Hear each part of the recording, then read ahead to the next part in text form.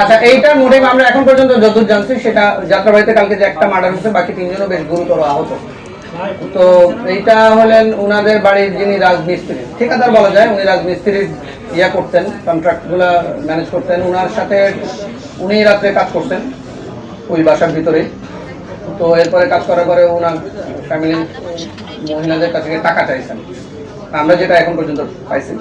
টাকা চাওয়ার পরে টাকা নিয়ে কত কাটাকাটির এক পর্যায়ে মানে পাওনা টাকা, মানে তার যে এতদিন ধরে যে কাজ করছে এইটার ভিত্তিতে। এখন এটা আসলে তার বক্তব্য এবং আমাদের ফাইন্ডিংস, আমরা মাত্র তো তদন্ত শুরু করলাম, আমরা হয়তো আরো ডিফারেন্ট কিছু পাইতে পারি, আমি জানি না। আমরা তো সবকিছু খোলা রেখেই আগাচ্ছি। আর এই থেকে শুরু, এবং আমরা যেটা পাইছি সেটা হলো মানে ভিকটিম যারা, তারাও তাকে কুপিয়েছেন এবং যিনি আসামি তিনিও কুপিয়েছেন, মানে কোপাকুপি ঘটনা ঘটেছে।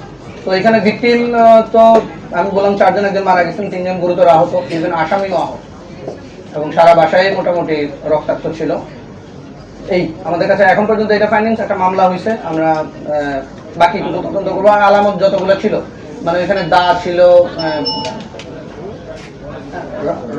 যেটা চাপাতি টাইপের, যেটা ওইটাও বাসারই, ওই আসামির বাসার থেকে উদ্ধার হয়েছে। তারপরে ছুরি টুরি যা আছে, দা আছে, যা সব উদ্ধার হয়েছে।